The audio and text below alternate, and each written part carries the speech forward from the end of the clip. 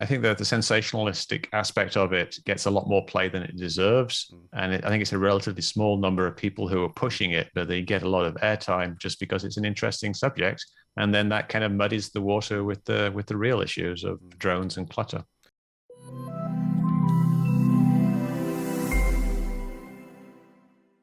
What's up, you scholars of enlightenment? Dr. Sam Gregson here again. I hope you're having a fantastic weekend. Last week, the US Congress held the first open hearing on unexplained aerial phenomena, or UAPs, in over 50 years, and the first since the end of Project Blue Book, which ran from 1952 to 1969. Undersecretary of Defense for Intelligence and Security Ronald Moultrie and Deputy Director of Naval Intelligence Scott Bray joined lawmakers to discuss the current understanding of UAP and the steps being taken to better understand and characterise them. To help me break down those hearings and understand their implications for the future of UAP investigation and discussion, I'm joined by two fantastic special guests. First of all, UAP investigator and often debunker, Mick West. Mick is a British science writer, skeptical investigator, and retired video game programmer. He's the creator of the websites Contrail Science and Metabunk, and he investigates and debunks pseudoscientific claims and conspiracy theories, such as those of chemtrails and UFOs. He has appeared in various media, including CBS, BBC, CNN, Radio New Zealand, and Scientific American, as an expert conspiracy analyst and science communicator. He's also appeared on the Joe Rogan podcast. Secondly, I welcome a good friend and colleague, sensor and navigation expert, Dr. Ramsey Faragher. Ramsey is an expert in electronics, navigation, and sensor fusion. He's a Bi-Fellow of Queen's College, Cambridge, and the CTO, President, and Director of Focal Point Positioning Limited. He is a real-life James Bond Q, according to Top Gear magazine. So I really couldn't hope for two better guests to help me break down these UAP hearings. So, Mick, I want to get straight into this US congressional hearing. That's why I've put us nicely in the room, as it were, today, on UAP that occurred about a week or so ago. So, first of all, what was the context that led up to this hearing, and why did this hearing come about roughly now? Well, I think the hearing is kind of a culmination of something that's been going on for a very long time, but really more recently started with the New York Times article in 2017, which was called Glowing Auras and Black Money. And it was about essentially revealing that the Pentagon had a UFO investigation program. And they also revealed a couple of interesting videos that have yet to be bettered, in fact, in terms of what's been released in terms of quality. But over the following years, I think we're seeing kind of two things kind of coming to a head. One of which is essentially a PR campaign by people who believe that UFOs are aliens. And they're convinced that the US government knows something about this, and they're pressuring the US government to reveal it. And so they've essentially been lobbying the US government.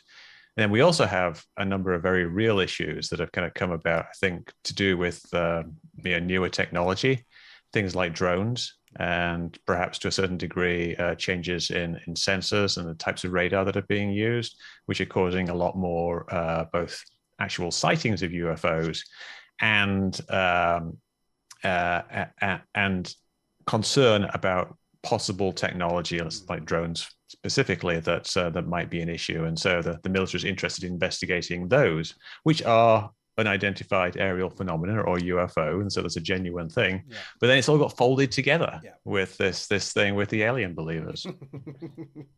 Makes sense. So Mick, what was your overall sort of overarching assessment of the hearing, and did it move forward, if at all, discussion and investigation of UAP, or was it a bit of a nothing burger?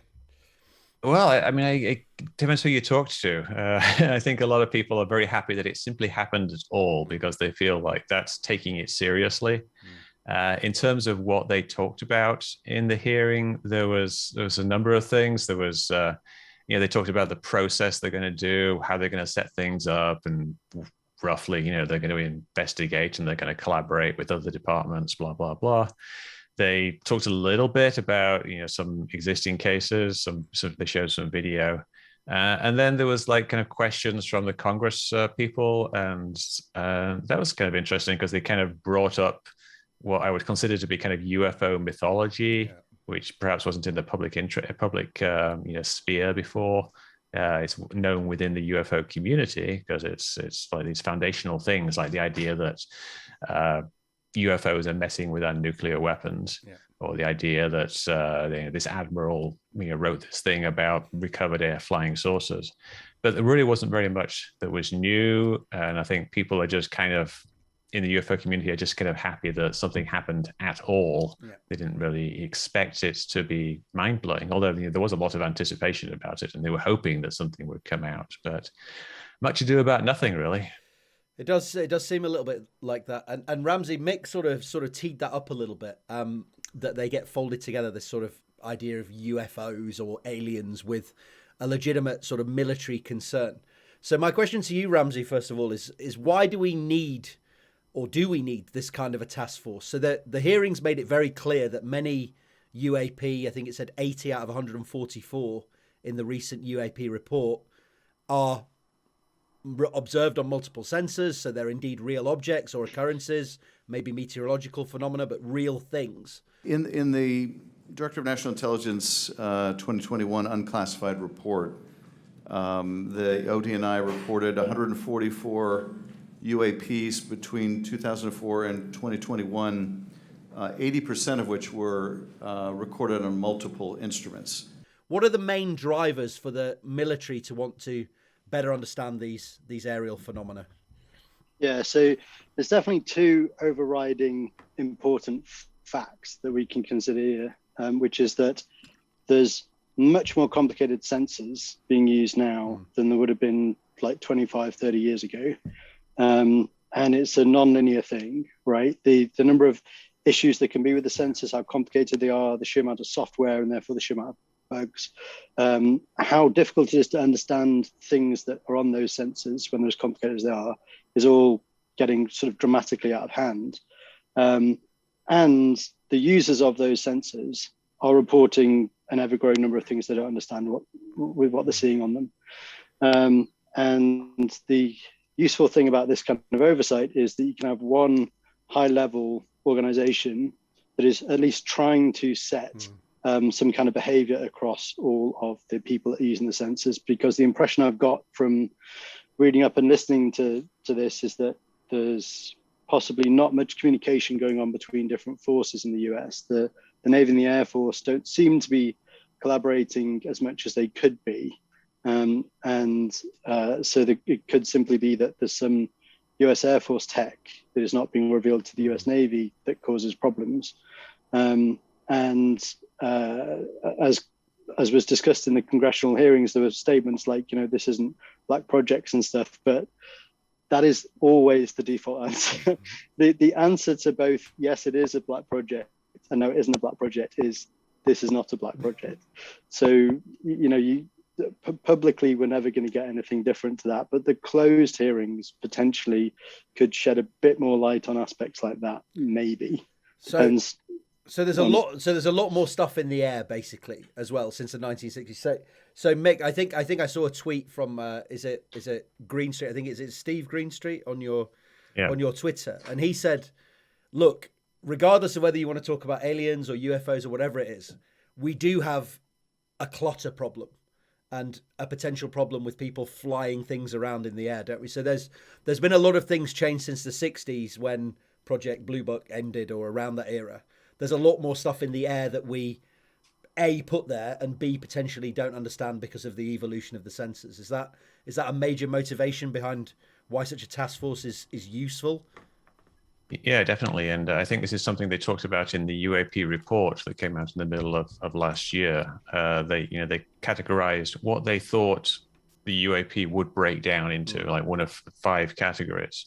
And the first thing that they listed is clutter, airborne clutter, and they categorize that as birds, balloons, UAVs, drones, and other things like plastic bags, even there's like things just being blown aloft in the air, just things that are cluttering up the airspace. So it's kind of like this accidental clutter where you get balloons in the air, and clutter just from the airspace getting more crowded because drones are getting incredibly cheap now. Even like you say 10 years ago, it was kind of a bit of a niche activity because they were relatively expensive. But now you can pick one up at the supermarket for less than $100, and you can go fly it up hundreds of feet in the air, and you can fly it up into a flight path, and it's not that difficult to tweak them to remove the height limiters.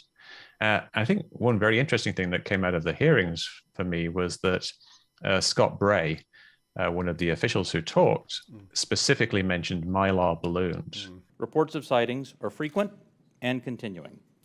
We attribute this increase in reporting to a number of factors, including our work to destigmatize reporting, an increase in the number of new systems such as quadcopters and unmanned aerial systems that are in our airspace, identification of what we can classify as clutter, Mylar balloons and other types of air trash, and improvements in the capabilities of our various sensors to detect things in our airspace. And this, I think, is a very interesting thing. Not only because 100% of all the identified things in the report were balloons, which is only one, of course. There's only one thing they actually managed to identify, but that one was a balloon. But also because a lot of the eyewitness accounts, specifically from the one pilot Ryan Graves, say that they started seeing these things on radar after they upgraded their radar. And they weren't there on the old radar, and they got the new radar, and that it showed more of these strange tracks.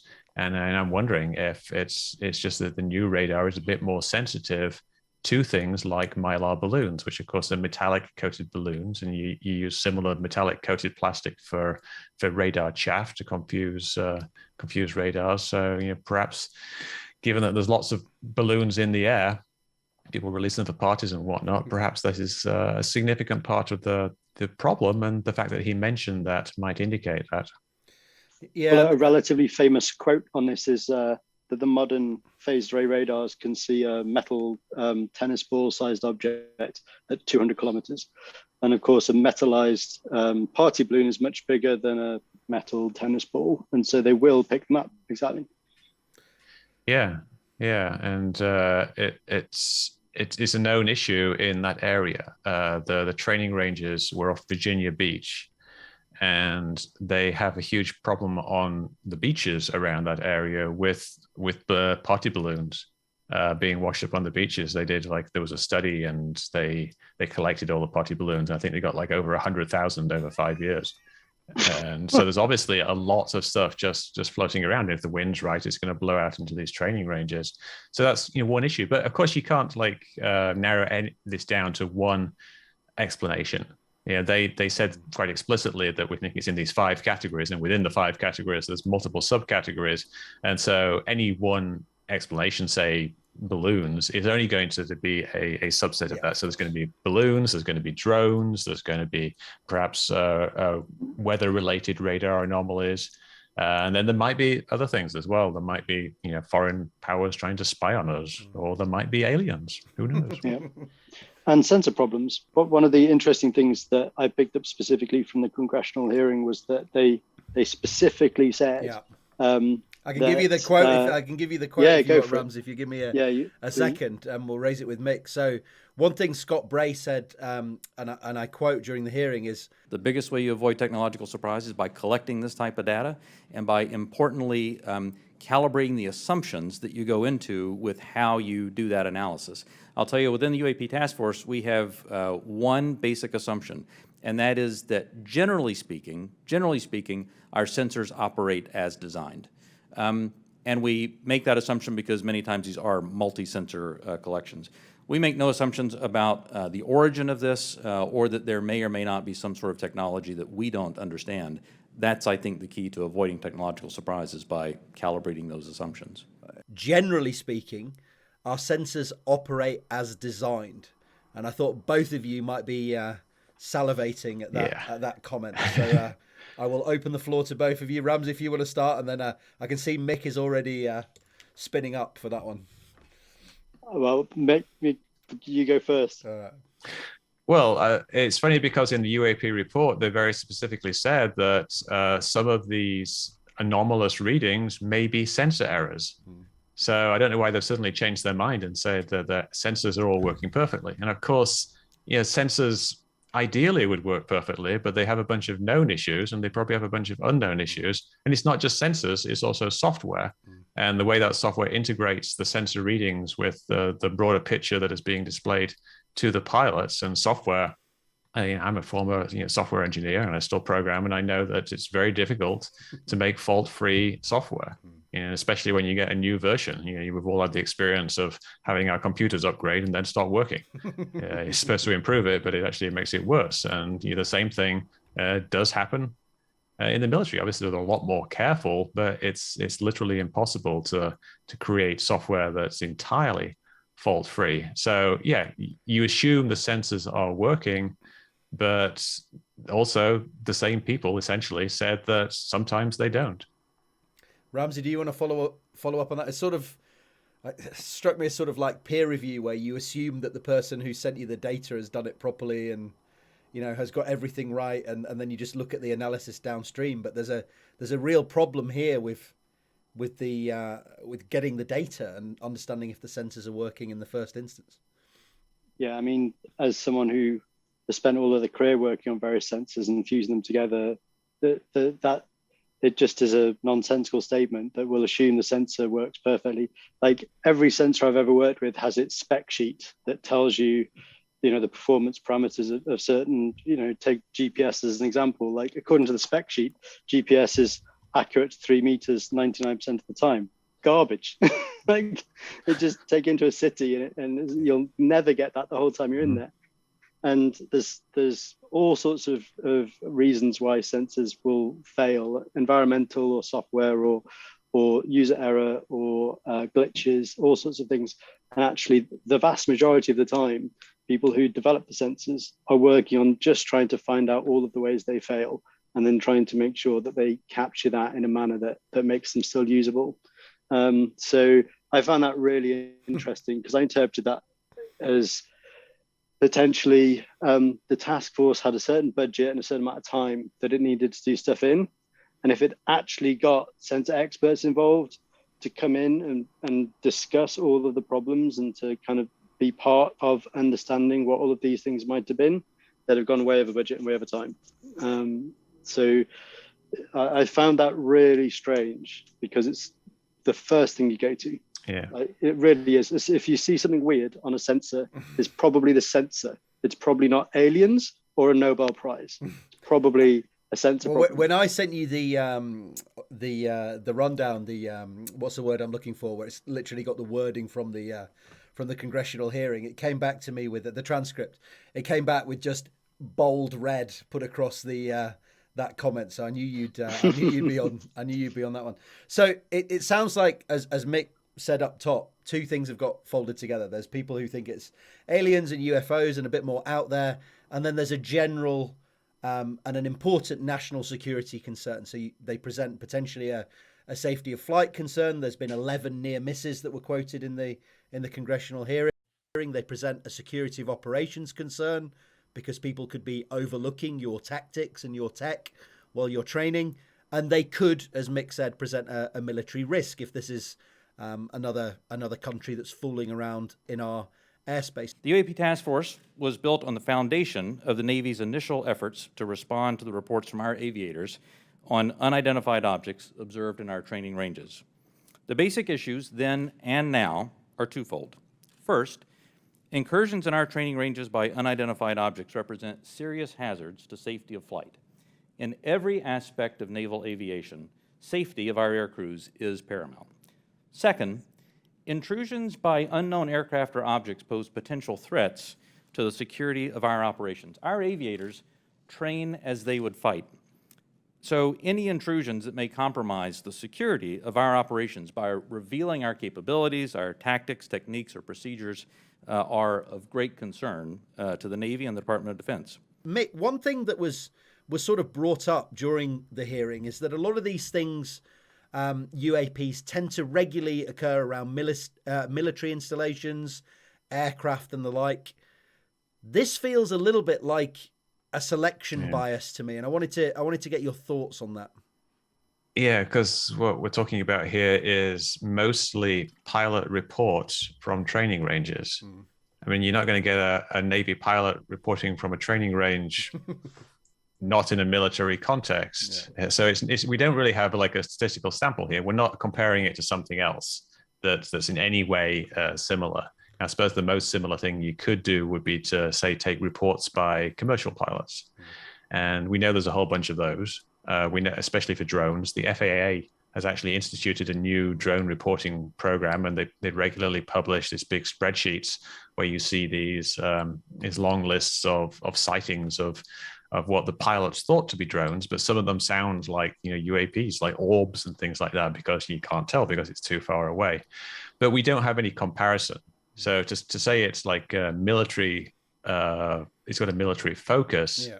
Is silly, because we're just looking at what the military is reporting. So what are we comparing it against? I was also thinking you've got a plane here that has all these fancy sensors and recording equipment on it. So even there, you're focusing into something. I imagine if I said to Ramsey, if I rode around my local neighborhood with all of these fancy doohickeys on a car for a couple of weeks, I imagine I could find a couple of instances of fuzzy blobs or things that flew quickly past the camera that science couldn't explain, or the technologists that I talked to couldn't potentially explain. We don't really have a feel for how weird these things are, because we don't know how regular they are in daily life. And it came up in the hearing that, but the emphasis they kind of used was the emphasis you sort of alluded to, is, are we not getting these reports from other places? Why are we not looking at commercial aircraft? Why are we not talking to MUFON, for example? And I'm pleased that you have protocol right now for our military, but are there any non-military reports coming forward of similar events, or is it all coming from military? The UAP Task Force has a very good working relationship with the FAA. They have very good working relationship with other parts of the U.S. government, so that we can ingest reports from do we have from any reports non-military? Yes. Thank you. That's my question. And do we need to put out protocol for civilians that may be in that arena, like through FAA? Do you think that would be appropriate and helpful? I think standardized reporting, without a doubt, is key to helping us get to ascertain what some of these are. But it strikes me that really the emphasis there should be on getting that sort of baseline weirdness, if that's the right way to explain it, so that you can understand if there is any military focus to these UAP phenomena. Yeah, and this was something they talked about in the UAP report. They actually had a paragraph on this, that certain patterns do emerge, I think was how the paragraph opened. But they said this may be the result of, I can't remember the word they used, it was something like data bias or reporting bias, something like that. And that they raised the issue that the military bases are going to have a lot more sensors. So if you're just looking at a certain airspace, like a military training range, it's naturally going to have all these different planes and ships looking at this particular area, and the radar on the ground as well. And they're looking in a different way than commercial pilots are. I mean, commercial pilots, they don't spend all their time scanning a large region of air to make sure they're not going to hit something. They fly pretty much in a straight line from one place to another, and they've got like warning systems that tell them if the TCAS is going to tell them if they're going to hit something, and air traffic control just tells them what to do. Whereas a military pilot is hyper aware, because he's usually in a context where he's meant to be looking for other things. That's what they're trained to do. And they've got this really sensitive radar in the nose of the plane. And they also have feeding in radar from other planes and from ships and things. And so you're vastly more likely to see something. And especially with the radar, which is more sensitive, it's radar that's kind of designed to see things like missiles coming towards the plane, like smaller things that you don't really care about so much on a commercial plane, because you don't expect that. So things show up, like the balloons show up for the military planes, but they don't show up for the commercial planes. And they also fly a little bit lower as well. So they tend to be in a region where you're more likely to see airspace clutter like balloons and other things. Ramsey, do you want to expand on that, or are you happy with that? Well, yeah, I mean, the thing that frustrates me a little bit about reading these accounts, where you've got pilots kind of saying, oh, yeah, well, we saw these things every day. The frustrating thing as a scientist is like, a PhD student comes to you and goes, I'm seeing this really weird thing every day, but I haven't recorded it. I'm just telling you, I've seen it every day. You'd be like, well, take me there tomorrow. I'll bring all my equipment and let's take a look at it.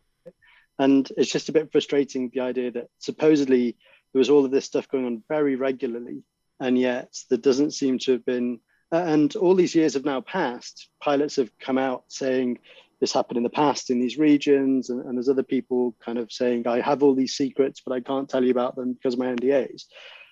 But the logical thing to do is to go hire a Cessna, get yourself a film crew, go out to where it supposedly is going on every single day, gather the data, and then have some publicly available non-NDA data on the problem. And we haven't seen that yet. Isn't this tear in the sky, Ramsey? Well, indeed, and Galileo project, right? I've forgotten the chap's name now, but yes, there is some... Avi Loeb, thank you very much. Exactly, we shall see what comes of these things. And we're going to get together and watch Tear in the Sky together, aren't we? And Sam, and see what we think of it. Have you had a chance to look at that yet, the Mick? The trailer was god-awful, seen it. But I don't... How was it, Mick?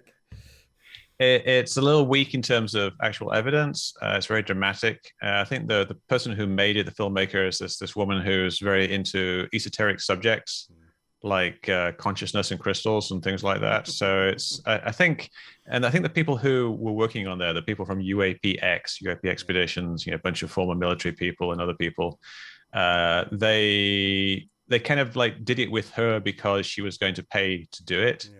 But they knew that it wasn't going to be the scientific exploration that they hoped for, and it turned out that way. It's her being very breathless about, oh my God, it's a Navy Tic Tac, when they show a picture of something on the screen, which is probably just a bird. She must be the mad sounding lady who was talking about the wormhole in the trailer. Yes, okay. Yes. Oh my God, you guys. Is this the wormhole? It's insane.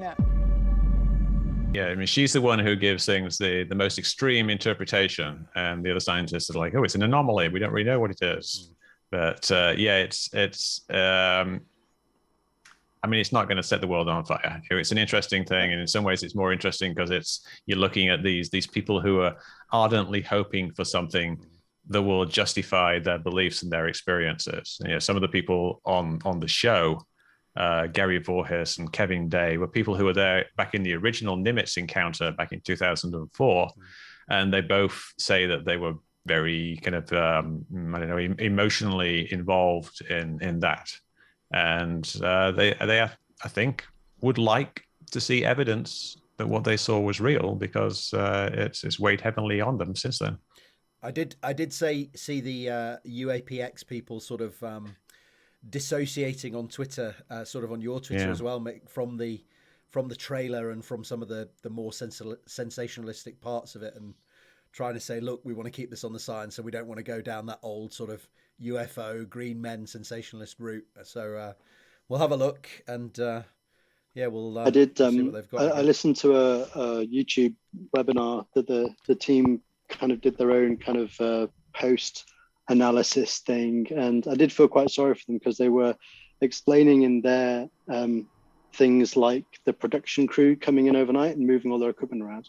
So they'd like calibrated it all, and then the next day like someone had moved it so they could take a shot. So it doesn't look cool on the And so I felt sorry for them, that there's definitely this disconnect between scientists trying to do science and a production team trying to make a really sexy piece, and you can't win on that front. I mean, you've done proper science stuff, Sam, with Stephen Hawking, haven't you? They almost set fire to your eyeballs, from what I remember, with firecrackers, because they thought fireworks would be a really cool thing to let off in your face. Yeah. So You probably know more. I'll put the clip. The clip will come up of me in mortal danger. But there's still a long way to go. So Mick, you obviously spend a lot of time trying to recreate and understand UAP phenomena and sightings scientifically and using technology in your background. What did you make of the two specific UAP encounters that were shown in the hearing? So we had a silver orb flying past a plane window, and we had some green triangles at night seen through supposedly night vision goggles. So what did you make of those two encounters, Mick? Well, first of all, I think they could have shown much better clips than those. I think they must have things that are better, because we know that they have things like the gimbal video and the go fast video, which are more interesting videos. But the two they showed, there was the green triangle one, which is something that I basically explained a year ago. And essentially came up with the exact same explanation that they did, that the triangle shape is due to the type of camera that was being used, and these things were not actually triangular shaped.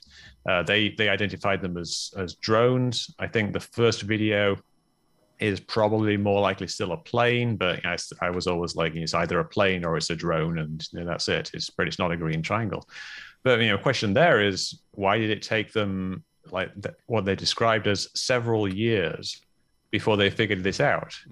It seems like people who are working in this small corner of the Pentagon that investigates UAPs really don't have very much in the way of resources if they can let something like that just languish for forever, when all they've got to do is ask someone who knows a little bit about cameras, and they would have it explained to them. Yeah. So that was kind of interesting, and it was good because it validated my interpretation of the event. And a lot of people were saying, this is 100% not bokeh being the out of focus triangles.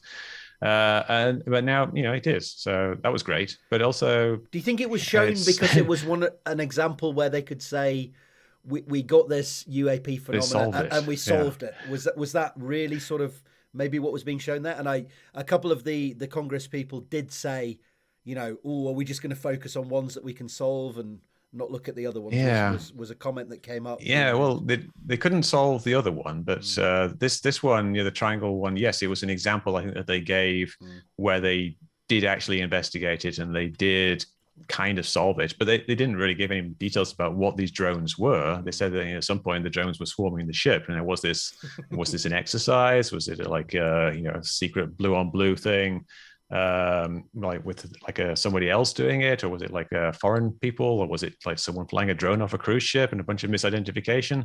We don't know what the actual details were. We just know this one thing about it's not actually a triangle.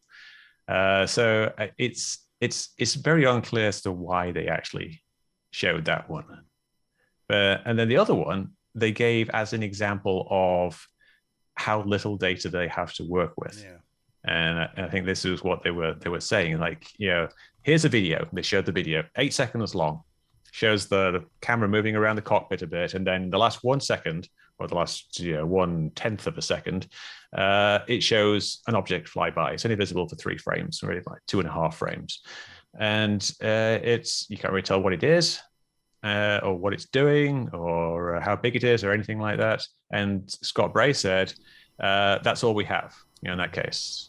Although later he kind of hinted there might be some sensor data, but then he said we have at least this. But he said this is what we have, and in many cases we have less than this. So what have we learned so far? Any given observation may be fleeting or longer. It may be recorded or not. It may be observable by one or multiple assets. In short, there's rarely an easy answer. For example, let me share with you the first video that we have here today, which shows an observation in real time.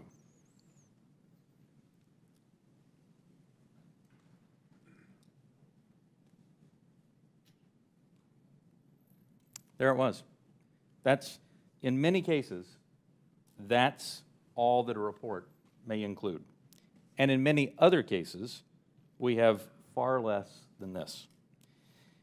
As we detailed in both the unclassified and classified versions of the preliminary assessment released by the Office of the Director of National Intelligence last June, This often limited amount of high-quality data and reporting hampers our ability to draw firm conclusions about the nature or intent of UAP. What he didn't say was that in some cases we have more than this. Yeah. So that was kind of an implied thing, really. And Yeah. this is almost like the best that we have. This is this terrible video. It's an iPhone video. We're seeing stills taken by the same pilot. It's an iPhone 8, and it's just is holding it as this thing goes by the window, and it's out of focus. You can tell it's entirely out of focus. It's focusing on the canopy and the edge of the window. Yeah. That's all in focus, and this thing is actually, you can see the highlight from the reflection. So what that one is, I think, is just a balloon, a Mylar balloon, just floating in the air. The plane flies by it. Looks like it's going fast, but really it's the plane that's going fast.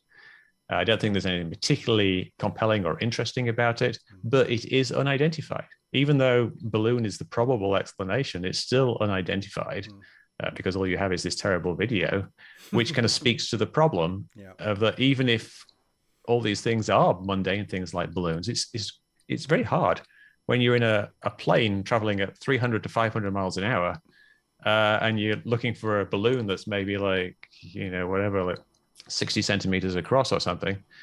How do you get a good photo of it? Because you're zipping by it all the time. I got the same. One second, Ramsey, I'll bring you in. Yeah. What I got exactly the same sense that Mick got, that this was to show how bad a lot of the stuff that they get through is, and also maybe on top of that, to represent a near miss, to show that this is an important thing to understand. This zipped by relatively close to a military airplane, so we do want to understand what the hell this thing was, so it's important. First question is, there have been no collisions between any U.S. assets and one of these UAPs, correct? We have not had a collision. We've had at least 11 near misses, though. So it's important. Ramsey, did you want to come in there? Yeah, this is the sort of thing that just really annoys me fundamentally as a scientist and as an experimental physicist, because what they should have done is gone, here's these two videos, and here's some hypotheses about what they are. So we have tested these hypotheses. So here's a video we made where we took a range of night vision cameras of different technologies and some cameras, and we took videos of airliners landing at airports, and we took some of the most famous drones you can buy on the internet, and we also put a balloon up. And here's what all of these things look like in focus and out of focus. Like Mick does in his videos, basically. Well, they didn't have to, because it's already been done. Oh, sure. But I mean, but they didn't talk about that as how we are addressing the problem. And the thing about a pilot flying past and same thing, right? It could have been like, right. So what we did was we actually told a pilot that we're going to put up a few pilot balloons and a few drones and a Cessna and some of the stuff, and you're going to fly past it and you're going to take a quick video of it with your camera. And we're going to do what all scientists all over the planet do when they're doing any kind of analysis of some phenomena by experimentation. And we're going to come at it from the direction of, let's test our hypotheses. And it really is strange. It's almost like it's not being driven from a scientific viewpoint of how do particle physicists and astrophysicists and other scientists who try to understand, we've had people solve how pulsars work, on the other side of the galaxy, and mathematically get it right. And it's like, how are we failing to convince ourselves that guy flew past a balloon? Just we're the same species, but we're not getting it right. So, question on this, Mick. You obviously do a lot of debunking work on this and trying those hypotheses.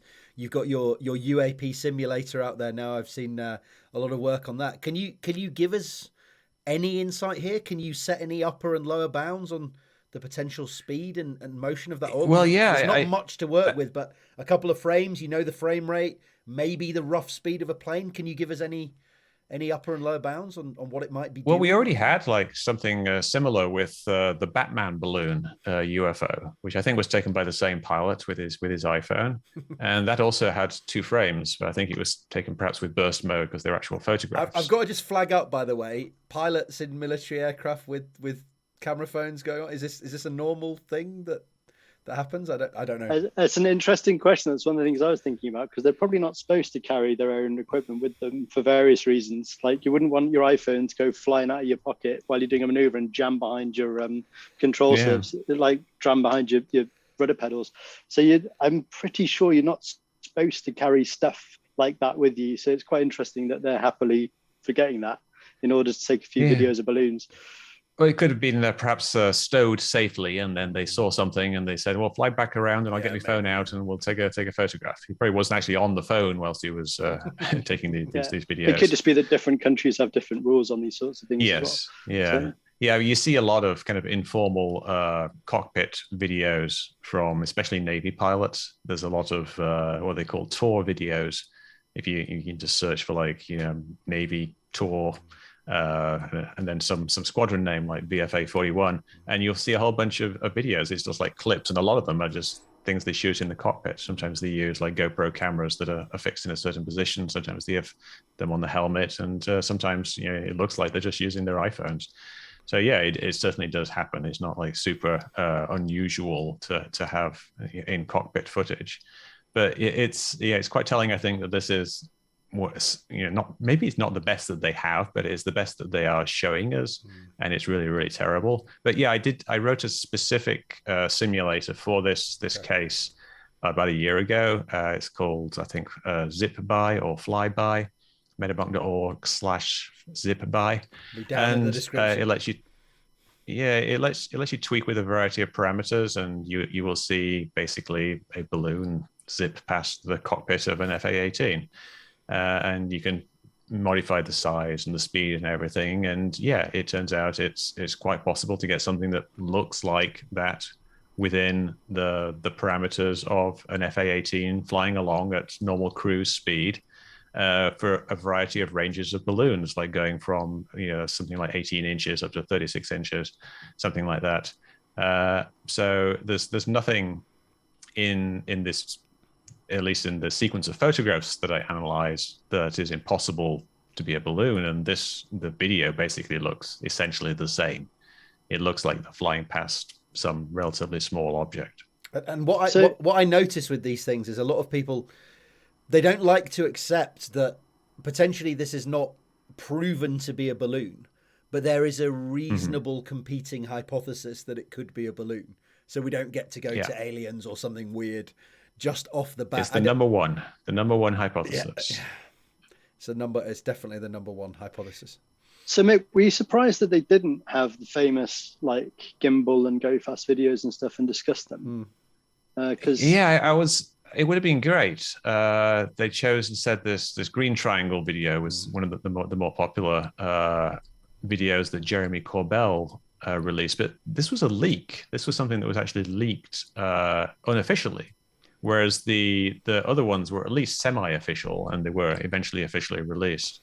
But I guess now the Green Triangle is also official because we've got the official version. But yeah, the other videos, I think they didn't want to go there because they were filmed on this AppFlare system, which is a lot more classified than an iPhone is. One video is something a guy took with his phone out the window. The other one is night vision goggles, night vision binoculars, filmed with some kind of camera held up to it, also not classified. The AppFlare system is like this $10-20 million pod that sits underneath an FA-18. That's the operation of it is it's classified in various aspects, and they just don't want to talk about it. It would be problematic. Just from a practical basis, it's difficult to publicly talk about something when there's aspects of it that are classified, because then you have to kind of ahead of time, you have to clear everything that you're going to say about these things. Where it's a lot easier to talk about, something flew past a plane. Has there been a lot of discussion on UAP Twitter, Mick, about which ones were shown? In the hearing, one of the representatives raised an incident that I'm not familiar with, the Malmstrom Incident, where a red glowing orb apparently shut down some ICBM facility. It's also been reported that there have been UAP observed and interacting with and flying over sensitive military facilities, particularly, and not just ranges, but some facilities housing our strategic nuclear forces. One such incident allegedly occurred at Malmstrom Air Force Base, in which 10 of our nuclear ICBMs were rendered inoperable. At the same time, a glowing red orb was observed overhead. I'm not commenting on the accuracy of this. I'm simply asking you whether you're aware of it and whether you have any comment on the accuracy of that report. Let me pass that to Mr. Bray. If you've been looking at UAPs over the last 3 years. That data is not within the holdings of the UAP Task Force. I'm not familiar with that. Do you have any comment on that one? Yeah, the Malmstrom event is part of UFO mythology. And what they didn't mention, and what people kind of shove under the rug really, is that event was in 1967. Okay. So it's as old as I am. That's when I was born, 1967. So it's 55 years ago that this thing happened. And we have some accounts, at one point some missiles went offline. A week later, a guy at the gate saw a red glowing light in the sky. And people have tried to kind of conflate those two things and then say there was also another thing going on at the same time. Some different missiles went offline. But yeah, it's just a very old UFO sighting. And it's one of those things that because it's a nuclear missile site, it gets a lot of attention. People are saying, why are UFOs messing with our nuclear missiles? Is it like Superman where they're going to come and save the world by deactivating everything? Well, it was 55 years ago, and they haven't done anything since other than turn some missiles off and on again back in the 60s. Probably a lot of Cold War feeling around that time as well, so a lot of focus on that time. Oh, yeah. Yeah, definitely. There was obviously a lot more, concern about that type of thing, and that's another part of the whole reporting bias. That you get a lot of security, and the security people are trained to report anything strange they see. So if they see something, like for example Mars, like on that day, Mars was about the brightest it had been for the last 3 years or something, and you know how deceptive Mars can be, deceptively bright it can be. I've seen Mars and I thought it was a plane once because it was so incredibly bright. But that's quite possibly what the red glowing orb was, and things get changed in the telling. It goes from like a bright red light in the distance to being some kind of giant orb hovering over their heads, and then you get some artistic impressions to illustrate it, and then it becomes legend. Yeah.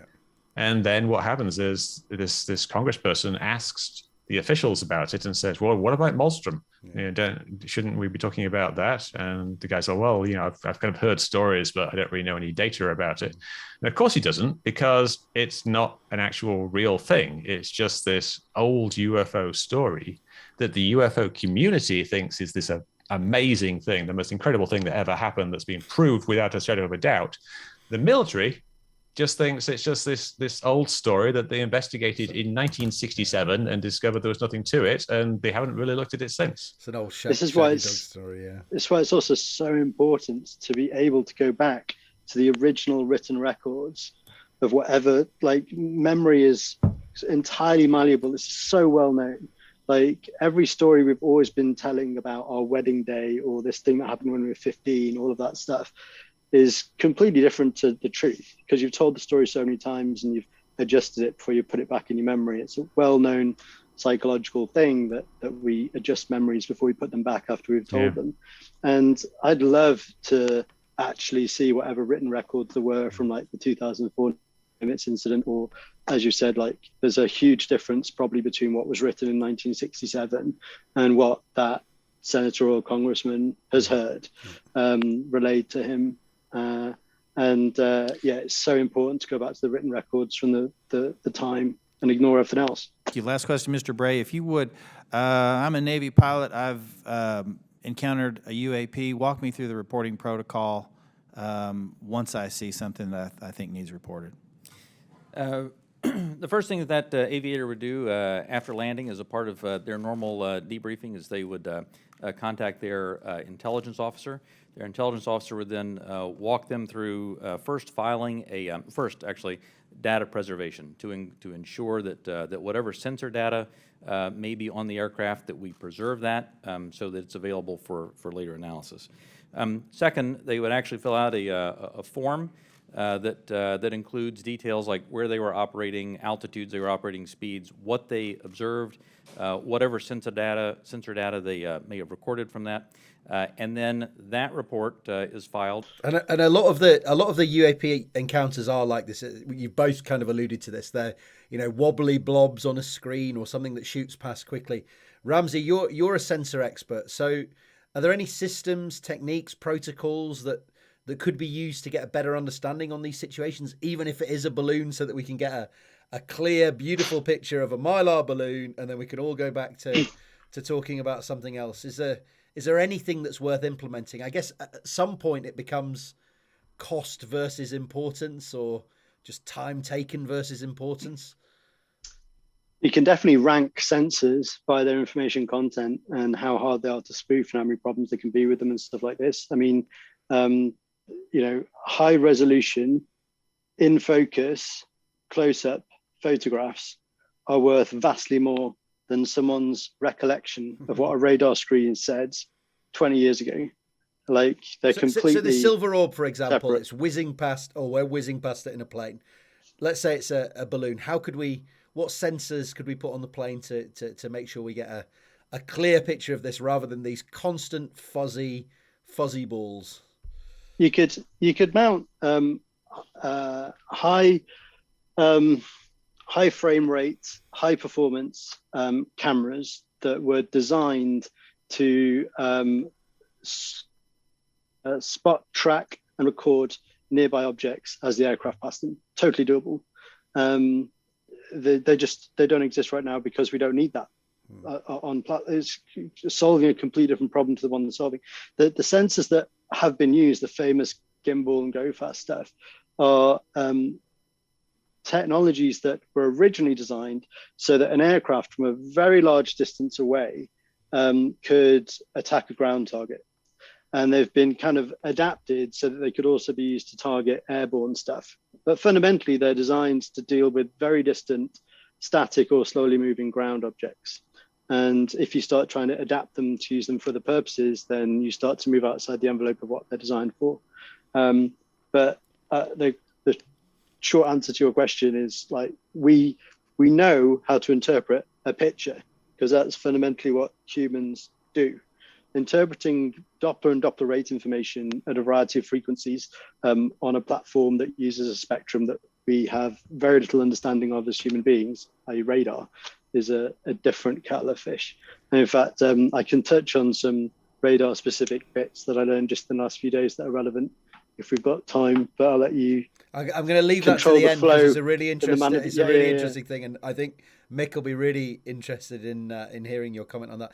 Mick, one of the main points that came up from the hearing was that the military want to remove or change the stigma around reporting, and that'll help to collect this high quality data that we all want to see. How successful do you think this hearing and recent pushes have been in sort of changing that stigma from little green men to a more serious field of investigation? You still seem to allude that it's kind of folded together and there's sort of two streams, because they said in the hearing that they're now up to sort of 400 plus of these events from 133 or so in the UAP report. And Scott Bray made a big sort of celebration of this being the stigma has the stigma has been removed. Now people are reporting. Look at the data explode. Since the release of that preliminary report, UAP Task Force database has now grown to contain approximately 400 reports. The stigma has been reduced.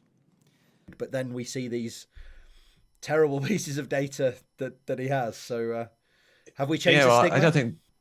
I don't think there'd be any stigma in reporting that thing flying by, because obviously it's something that happened and they got it on video. And if you saw a silver orb fly past your plane, then why wouldn't you report it? It's not like you're actually seeing little green men. You're just seeing some bit of airspace clutter.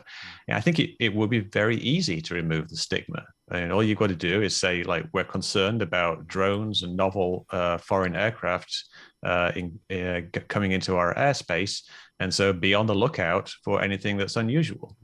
And also you could just say, like, perhaps they will appear to look strange because they'll be made to look strange to get past our defenses.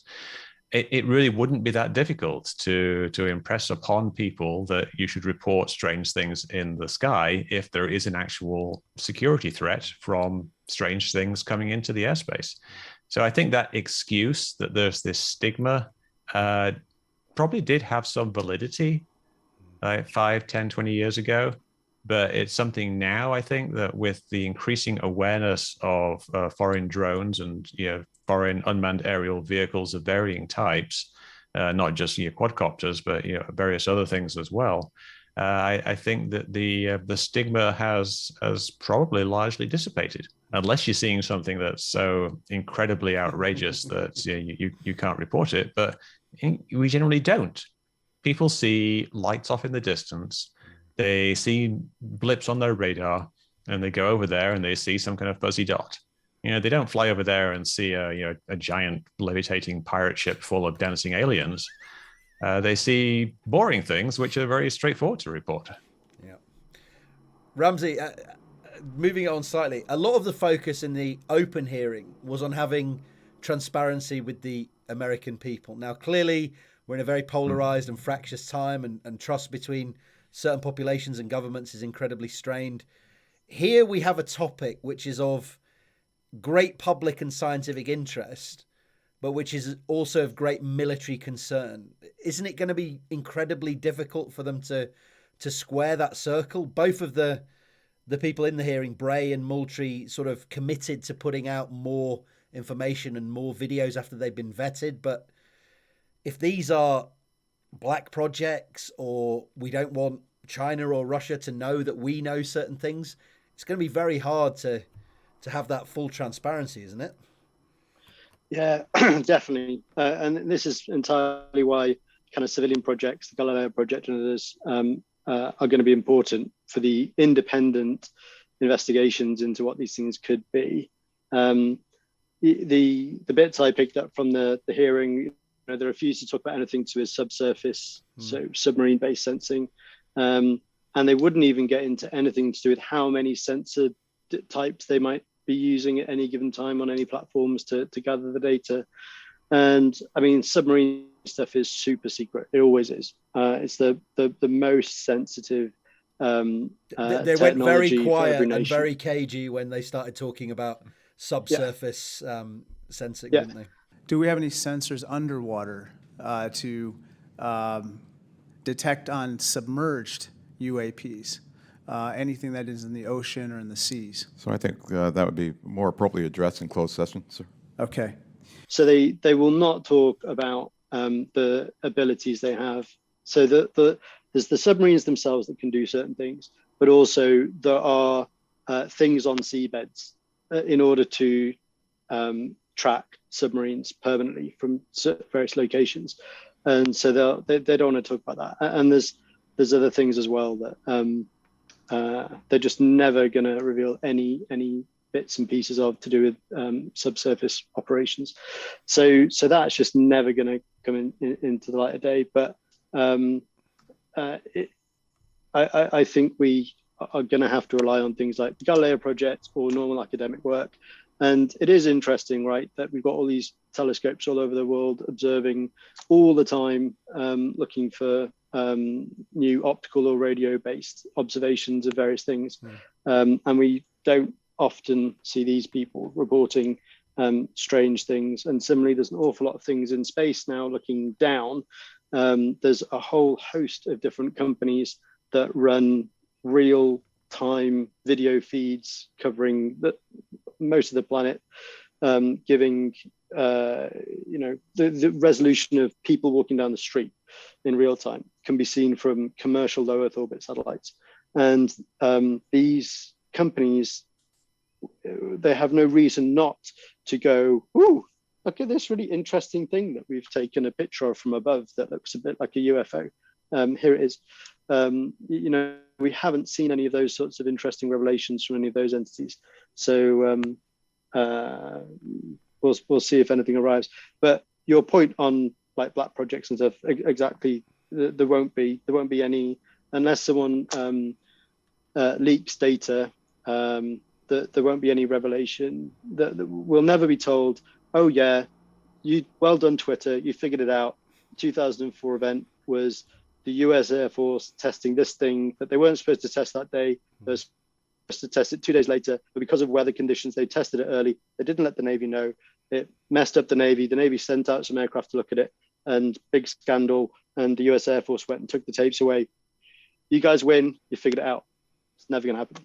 So we're never going to know what things might be black projects, might not be. Might not be. Mick, what do you make of that interplay between? There was talk in the hearing of interfacing with MUFON and civilian groups and the sort of people on Tear in the Sky documentary. These kind of people. I can't see how that's going to be possible from a security perspective and even just a data quality and synchronization perspective. Any think take on that? The only way that might be useful is if you just treat it as some kind of aggregated data source that you can kind of process, perhaps using artificial intelligence or just simple data processing techniques to get some kind of averages about locations and types and things like that. But the quality of the data on MUFON is really terrible. You get a lot of people just see a light in the sky and they point their phone at it, or they put a verbal report in. I saw a light that looked weird in the sky, and that's about all you get. So it's very difficult to actually get anything of any quality out of that. So I don't think there's going to be much there. I mean, MUFON, they got like a mention at the start of the hearing, but really, they haven't really done very much. Although they do have an interesting connection in that they were essentially acquired, I think, by what's his name, Robert Bigelow, who was part of this original ORSAP program. He was the original contractor, back in 2008, something like that. And he kind of teamed up with MUFON and made it kind of a private data collection thing. It's all very strange, but I think now I don't think there's going to be much use for some kind of public data collection like that unless they get better at filtering out things, which means manpower, which means money, and they don't really have money, so it's not going to work. As we sort of wrap up these hearings, Mick, what do you think are the next steps forward? Are there going to be more hearings? We heard about potential release of data. You've been commenting on these matters for a while, and it seems that there've been a few times where the Department of Defense has come up with ideas around standardizing procedures and getting a department together, and it never really happens. Do you expect things to be different this time and this to really take off? I expect them to address the real issues like airspace clutter. Part of that's probably going to be classified because it's a national security issue. Perhaps if it's related to sensors, that might be an issue, but maybe they'll say something like there's too many balloons off the coast of Virginia Beach. Perhaps they will explain some of the videos. Now, I would like them, if there's videos that are out there that are getting an immense amount of public interest and lots of different takes on them, and some of which are definitely wrong, some of which might be right, it really doesn't hurt them to at least give some clarity as to what they've done. Like you can rule something in or out without jeopardizing national security. But again, that type of thing takes manpower. Someone's got to go in there and figure out how classified is this. And I just don't think there's really that many people working on the UAP Task Force. They talk about they have all these scientists and whatnot, but really, they really just have the phone numbers of these scientists, and so they can call them up and ask them questions. And we can ask, yeah. So they don't. They could have solved lots of these things a long time ago, but they just don't have the actual resources to actually do it. And perhaps this recent wave of interest will prompt a bit more of that, but I'm not very hopeful. Interesting. Gentlemen, beyond videos, is there a range of other information that the executive branch has that would be valuable to the American people while protecting sources and methods, obviously? The details of individual encounters, including the time, place, and details of an encounter. And does the AIMSOG have a clear and repeatable process for considering public release as part of the process? Chairman Carson, and do you commit to building that process if it's not in place? The UAP Task Force, the security classification guide that UAP Task Force has been operating under that I approved really was meant to protect those sources and methods and meant to protect any knowledge that an adversary intelligence entity may gain from understanding what we're tracking, how we track it, or when we're tracking it, or if we're not. And so that has been an important piece in the balance between transparency and preserving our warfighting advantage, because the U.S. military does train as it would fight. What I will commit to is, at least for that material that's under my authority as the Deputy Director of Naval Intelligence, for information that we have when it does not involve sources and methods, and when we can, with a reasonable degree of confidence, determine that it does not pose a foreign intelligence or national security threat, and it's within my authority to do so, I commit to declassifying that. So I believe very much in the transparency of this, and we work very hard to balance that with our national security needs. And I'll just add, Congressman, just over the last 3-4 months, I think that the intelligence community and the national defense apparatus have disclosed more information on various events than it has in probably the previous 10 years. You have our commitment to work closely with the Director of National Intelligence and others in the declassification and downgrading of intel apparatus to ensure that we can get whatever information that we can out to the American people and to the public writ large. I've just got one more question, because I know we've got a hard cap in the next 5-10 minutes. I got to go in 7 minutes. 7 minutes, okay. Mick, are you good for 7 minutes? I'm good. Yeah. Okay. So you obviously spend a lot of time investigating and regularly debunking these encounters, Mick. What's your general sense of where the public discussion is at now on these matters, how it's evolved, and is a place like Twitter very useful or healthy for discussing these matters? I think there's kind of a bit of fatigue setting in the UFO community because nothing really has changed over the last 3 years or so. We're not really progressing. We've got these little dribs and drabs where you get something on TV or you get like this hearing where nothing really happens. But I don't really get the sense that there's any progress.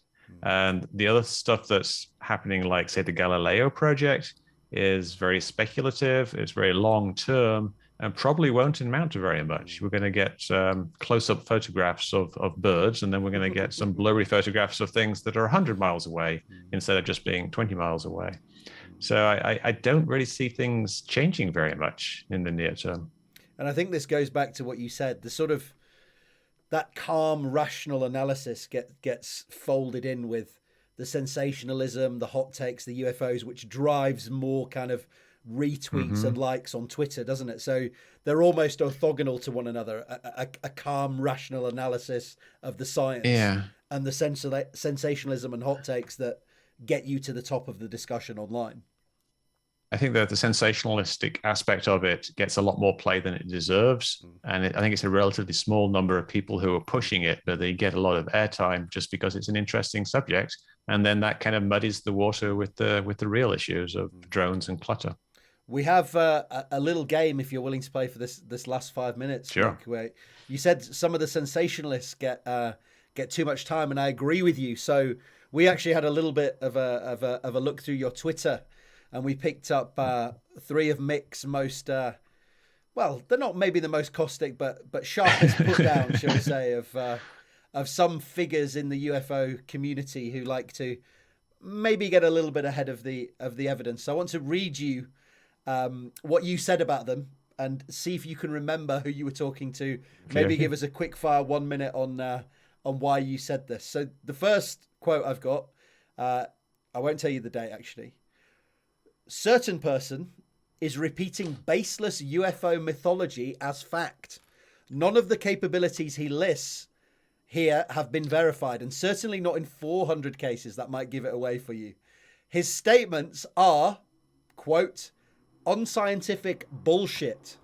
So who was Mick West talking about at this time and why? I think that was Michio Kaku. It was Michio Kaku. Well done. Okay. That's 1 point. Yeah. Yeah, and I've criticized him before. Basically, he doesn't do research. He's not a scientist in that sense anymore. He used to be a theoretical scientist doing work in like string theory and whatnot. Yeah. But now, like, he's mostly well known for being a commentator on like ancient aliens and things like that. And because he's got this PhD, Tearing the Sky. Yeah. Well, so was William Shatner, but it doesn't really mean anything. But yeah, he's basically just repeating the types of things that you see on those shows, and he's not really talking about the real science. We can talk about whether string theory is science. We'll talk about that another time. Right? So anyway, number 2. Our government is engaged in a deception. This is you talking about the comments of someone else. Our government is involved in a deception. It's just not a brilliant one. It's to cover up how we were fooled by Harry Reid of the AAWSAP Paranormal UFO Investigation Program. Who are you talking about, and who was getting ahead of the data here? That was, I think, Eric Weinstein. It was Eric Weinstein. Not as bad as his brother, but still quite bad. Yeah, he's for some reason he's wading into the UFO sphere, and he's like, it's the most incredible story of all time. Either we're being invaded by aliens or the government is engaged in a massive psychological operation. When it's just blowing things out of proportion. It's not that big of a story if it's not aliens. It's just, the standard garden variety, just people messing things up and not doing a very good job at identifying things and problems with the technology. And what's being covered up, if anything, is just simply this, this kind of ineptitude, plus the fact that they've been misled by people like Harry Reid into setting up these programs that investigate UFOs, which are just kind of these embarrassing things that they want to sweep under the rug. But it's not like they're hiding alien bases or anything like that. It's just normal bullshit. To be fair, I think that's the breakdown of labor in the Weinstein household. Is he handles the UFOs and that conspiracy, and Brett handles the biological side and the drugs and the vaccines. So it's just division of labor, I think, in the Weinstein household. And just normal bullshit is a quote we need to get on a T-shirt. So it summarizes. I'll have to do the final one because I know you've got to go in a minute, Ramsey. So third one, Mick, you're 2 for 2. This is excellent, right? 2 for 2. Blank, this is again you talking, blank is not the champion you want. His endorsement of an issue only diminishes it. So who are we talking about here, and why were we scathing? I think was a politician, an American politician. Was it Tim Burchett? It was Tim Burchett. 3 for 3. Okay, right, yeah. Tim well Burchett, and he basically is a guy who's a kind of a bit of a slightly wacky conspiracy theorist who thinks the government's covering up the truth about JFK and thinks that they're covering up the truth about aliens. And he gives quotes from the Bibles to justify his belief in aliens. Like he says, Ezekiel saw a ring of fire in the heavens. So he's not really like this super serious guy. He's just kind of a populist, slightly strange, overly religious politician who isn't really doing the subject any favors. And I think that's a good point to sort of wrap up on it. Like we started at the start, we want to unravel all of this rubbish, all of this sensationalism. Stick to the science, understand these things, because there are important military issues here. Let's stay on that, stick with that, and leave the sensationalism and the wild hypotheses to the side. Mick, Ramsey, I'd like to thank you both for taking the time today. It's very, very kind of you. Is there anywhere where you'd like to send people before we finish? All of your links and work are going to be down in the description. Mick, I saw you did an excellent piece today on the hearings where you sort of delineated the thoughts that you've expanded on here. So I'll make sure that link is down in the description as well. Anything else that you guys would like to say, or anywhere you'd like to send people before we finish? No, just a big thanks from me as well to Nick. Yeah. To Mick. Yeah. Well, thank you. Thank you all for having me. Yeah. You can find me on the internet. Just Google Mick West and I pop right up. Google Mick West UFOs if you want to be more specific. Amazing. Thank you to both of you again. It's always a pleasure chatting to both of you. And hopefully the next time the next interesting thing rolls around, we can get you back and we can have have another chat. Yeah. All righty. Pleasure, Thank you. gentlemen. Have a wonderful rest of the day, and let's talk again soon. Indeed. Cheers, Sam. Thanks, Mick. Thanks, Mick. Thanks, Ramsey. Bye, guys. Bye now. I want to know what you think, because you're the scholars of enlightenment that I do this for. So please take a moment, if you wish, to let me know down in the comment section. And if you like this video, please consider leaving a like, subscribing, setting up notifications, and sharing this video more widely. I can't tell you how much these simple actions help me out and how much I'd appreciate it. Thanks for watching. Thanks for being scientific. Thanks for being bad.